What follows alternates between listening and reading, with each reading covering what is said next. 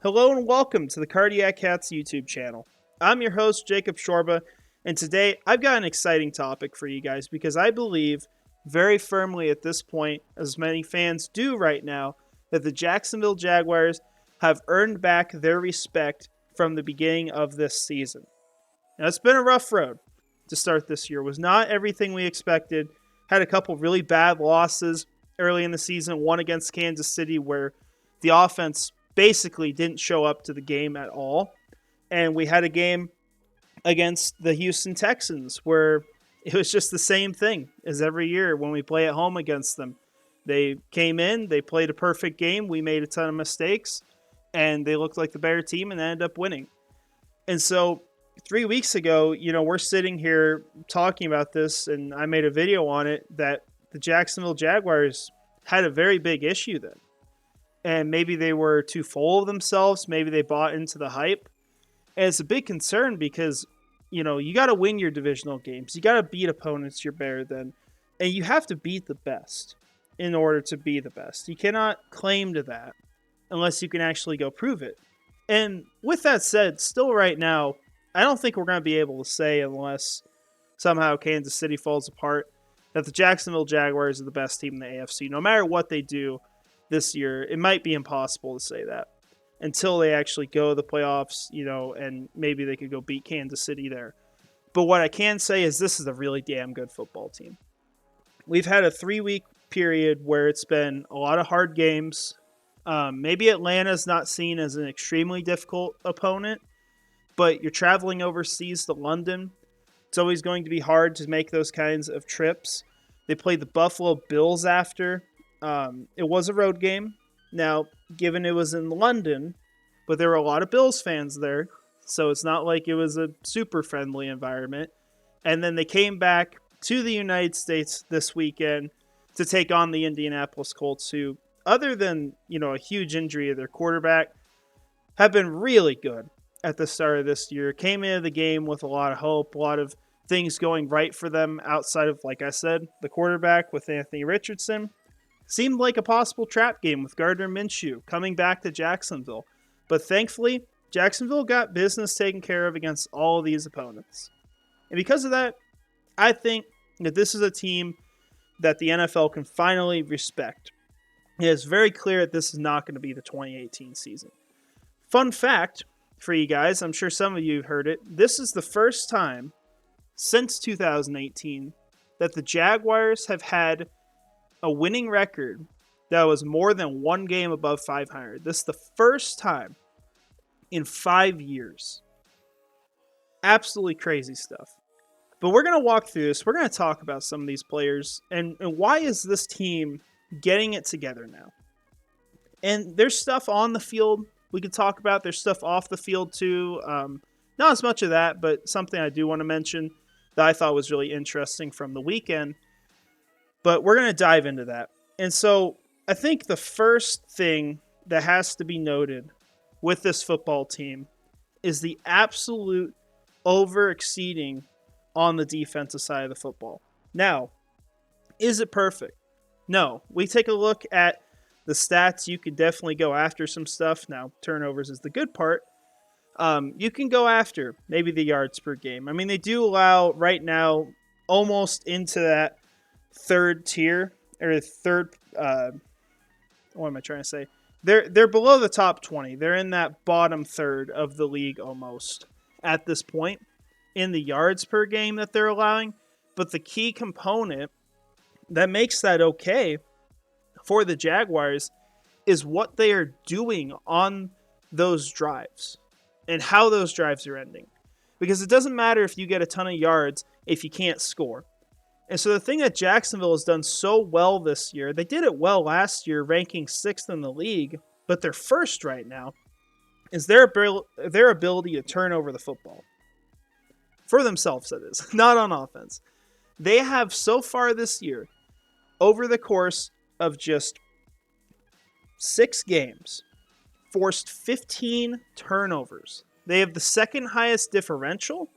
So that means they have 8 turnovers they've had on offense. They have forced 15, though. They are above every other team in the league right now. The only one that could have a chance to tie them after 6 games would probably be a team like the Dallas Cowboys or maybe the Pittsburgh Steelers because they played one less game, but still pretty unlikely unless they have a huge performance. So Jacksonville, thriving on defensive takeaways. And we see so much of this come from the secondary, and we've also seen a lot of it come from Josh Allen on the defensive line, getting pressure, getting sacks. He is having a phenomenal year for Jacksonville. He has already, in just the course of 6 games, matched his sack numbers from the previous season. And it's only a matter of time until he gets back into the double digits for this team. But if we want to talk about the secondary, Darius Williams, probably the biggest name to mention here. Because up until this point, when we took on Atlanta and all these teams, Darius Williams had yet to get an interception on this defense. He comes into the Atlanta game, has a huge play, picks it off, runs it back for 6. He's the big reason why the Jaguars got out to such a big lead against the Atlanta Falcons. The following week, he's having a hard time against Stephon Diggs. And we look at his grades here on PFF, you'll see that. He was one of his worst graded weeks. He did struggle. But you know what he did? He forced an interception late in the game, got the Jaguars the ball back, and you know what Jacksonville did? They scored off that drive. They scored with that opportunity, took a big lead, started to break the game open, and they ultimately won. And so like I said, low grade here, but you see the interception, and it was a huge hustle play for Darius Williams. It seemed like he was beating coverage, ball wasn't thrown perfect. Williams came in despite his size, despite being a 5'9" cornerback, mossed Stephon Diggs for the interception. That is the way Darius Williams has been playing. And he even got an interception against Indianapolis this last weekend. Another guy you can talk about, Andre Sisco. He's had a ton of production with interceptions. I believe he had one against Atlanta. And he just had one this last weekend against the Indianapolis Colts. He has been super productive, having his best year as a pro, and I think right now is solidifying himself in that top tier safety category. And at some point, if he continues to play like this, you can make an argument that Andre Sisco is the best safety in the league. Now that sounds crazy, right? We're saying a Jacksonville Jaguars football player is the best at their position in the league. But ultimately, if he plays like this, he's going to have 8 or 9 interceptions at the end of the year as a safety. That's a huge deal. So I think he could get there. It's absolutely possible. You have Tyson Campbell playing great football as well. Probably better coverage than what Darius Williams has had. But Williams is getting more of these big plays recently, giving the offense more opportunities. So that's been a huge deal. And then you got Rayshon Jenkins even. You know, your fourth piece really in that secondary. He got a turnover just on Sunday. He had a pick 6 almost at one point, but there was a clear offsides, I think, by Trayvon Walker. And so that ended up not being that great for the defense, obviously, but I think they picked it off like the next play or pretty shortly after, so didn't matter too much. But you just see a ton of big plays coming from this defense, and it's really working out because even though they're getting all these yards put up against them, and keep in mind, a lot of these yards are coming late in these games.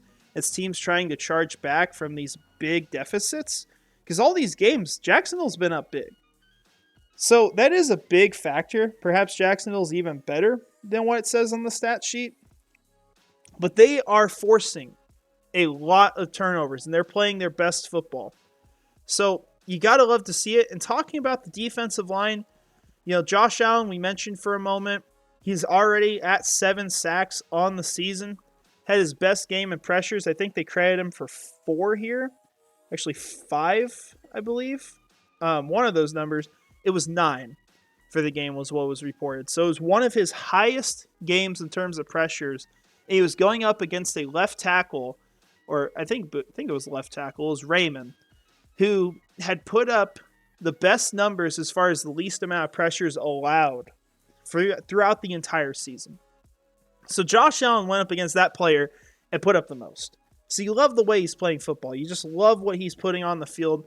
This is easily right now his best year as a pro, because even if you want to compare it to his rookie season, he's doing that with an elite Calais Campbell on the defensive line think you even had Yannick Ngakoue on the team at that point. So there's a lot of other pieces, whereas right now, the Jaguars need that second guy to step up. They might even need to trade for him, as we talked about before. And they've also had a lot of injuries on the defensive line to start the year. Fadakasi's been out at points. You've had, I think, Dewan Smoot just returned this last weekend. He's been gone the whole year. Devon Hamilton yet to see the field. So a lot of things have not been in their favor. Yet the defensive line is still being really good against the run, and they're finding some success against the pass as well. Not as much as you want, but Josh Allen as a player has individually outperformed what was expected of him. And Trayvon Walker, on the other hand, whether or not you love the pick, right? I know a lot of people don't at this point, but Trayvon Walker is playing some of his best football, and you see it throughout this year. The grades are just going up and up and up. He's getting better. He just had his best game probably ever as a pass rusher, completely dominated, had like a 40% pass rush win rate, I believe, on the day. He has had a fantastic outing against Indianapolis and even got in with a sack later on. If he keeps up his production, anything like he is now, Trayvon Walker will end up having probably 8 sacks on the season. And if you're talking about that, it's a completely different story with him as a player. So a lot of stuff to keep in mind there. For last note, on the defensive side of the ball, before we look at the offense, Devin Lloyd came back, played a really good game. Now, there is an asterisk on that, which is the fact that he had 2 interceptions he dropped. But the thing you got to consider, and I think most people know this, he's playing with a cast on his hand. So his chances of catching an interception are not as high as they usually would be. So he's kind of in a bad situation. You even saw one where he was coming down with it, but he just could not get it into his arms because he can't grip the ball. Because his cast doesn't allow him to do that because it goes over his hands. So really unfortunate for him. But he played a great game all over the field, made a lot of big plays. I think the one thing you can go after right now is the tackling. I do think that can improve. There were a couple whiffs during the game that I didn't like, but still, he's taking that step in his second year as a player and starting to become more of what you were expecting. You also talk about the ability to win as a pass rusher because Devin Lloyd was really great at that in college. That was one of the strengths that he had coming to the NFL. Jacksonville is finally starting to use him a little more in that role. And he got a few pressures, thankfully, on Sunday. So you love to see it with him. Defense is just stepping up. And, Lulikon as well at linebacker, just playing what he does all the time. He's a great football player. And he's constantly all over the field, getting tackles. It's the same stuff from him. I don't want to discredit him or anything by not talking about him, but it is a lot of what we've seen. He's a very consistent guy and a very reliable player. So you love to see that. Now, on the offensive side of the ball, this is where it gets a little different. And it's been kind of a mixed bag. So Trevor Lawrence this year, not terrible stats, nothing absolutely god-awful, but it's very clear he can play better. There are things he can improve. You see worst offensive performance of the year per PFF. I don't know if I'd go that far, although he has had really good performances this season. But it's just a lot of inconsistency with the offense and a lot of room to grow with that. You see drives where they can just take off, they can push down the field, they look elite. They've got players like Evan Ingram making one-hand catches after being told he can't catch the football, that he drops all the time. And he goes makes catches like that. And so you see stuff like that, and then they go, immediately punt the ball after. So it's a mixed bag on the offensive side, but you have a lot of flashes from that unit, and you see them taking a step forward each week. I think the big part of it that's been very successful, although I think it can be improved upon by the supporters around the team, as in the players who are involved in this, is Travis Etienne's performance. We had people talking at the beginning of this year, like Tank Bigsby was going to be taking over this backfield. And if I could spell Etienne here, I'm failing. Remember that being like a huge conversation for fantasy football. Everyone's like, you got to draft Tank Bigsby. He's going to be the lead guy. Etienne hasn't done anything. And that's just not the truth. if you're a football fan and you've been watching the Jacksonville Jaguars, you know that ETN has been an extremely productive player when he has the opportunity. You know he's performed really well, and this year he's really started to step up. And the big attribute that has been so successful in helping him get more yards has been his ability to just have this amazing contact balance, this low center of gravity. He's been able to fit through holes that you just wouldn't imagine a running back being able to go through. And so he's had huge plays. The big example of that was against Buffalo, where Buffalo was charging back late in the game, and Jacksonville needed to score. And ETN scoots through the pile. You can't even see him on the play because there's so many bodies involved, and he gets through the hole and gets the touchdown. You see plays like that. You even saw it again on Sunday against the Indianapolis Colts a couple times, where you think he's going down, but he stays up on his feet and gets 9 yards out of a play. Now, that's all great, but we talked about this offseason. If you followed this channel at all, I think the one thing that needed to improve on this team was the run blocking. I think you could almost make an argument that itself is more important than adding another player to the pass rush, as in adding a player to the offensive line was more important. I made that argument because I feel like the Jaguars' offense has at times become too one-dimensional. Whereas the defense, if you have players step up who are already there, you don't really have to add a whole lot on, if anything. You could try to make an argument this defense can get by without Danielle Hunter, or a Chase Young or whoever it is that you look to add on. And it's possible. But I think this offense, you don't have the run game going, well, it's going to struggle a lot more. And we've seen a lot of that. But as they've gotten better, you've seen them rely more on Travis Etienne. He's got the football more. He's making plays happen. And it's when they've been really creative with how they've gotten them the ball that they've found the most success, I feel like. You saw on Sunday, they ran the Wildcat formation with him. And that ended up being a score. And he said in the interview after the game that he knew as soon as they ran that in practice, he was going to get a touchdown on that play. And sure enough, he does. And so I think this year they're going to have to be creative with how they get him the ball and do some different stuff, because they could find so much success there, but they have to overcome the deficiencies on the offensive line. I think you've got at left guard, for example, until Walker Little comes back. You've got him at right guard when Brandon Scherf's out. There's games where he also whiffs. And then Luke Fortner's been really hit or miss. You've got some exciting plays like the Wildcat play where he was the lead blocker. And then you've got some where he's just completely missing a block, and then he tells Fortner, hey, go get that, and the guy's already past Fortner. So a lot of stuff like that you don't really love to see, but I think overall you could still get a lot out of this run game, and that would be very much a focus for me in the offseason with this offense, because I don't know how much you can do around the team. But if you get that run going, if you can establish that, you're going to have the receivers getting open more. They're going to have more productive games. Unlike Sunday, where I think the lead receiver had 50 yards or something in Christian Kirk. So kind of a different story there. But the way this defense is played has really made up for a lot of the issues. I think it's fair to say at this point that Jacksonville is back in that conversation in the AFC for who is going to be in the Super Bowl. Right now, they are the 4th seed. They're behind the Baltimore Ravens. They will get to play them later this year.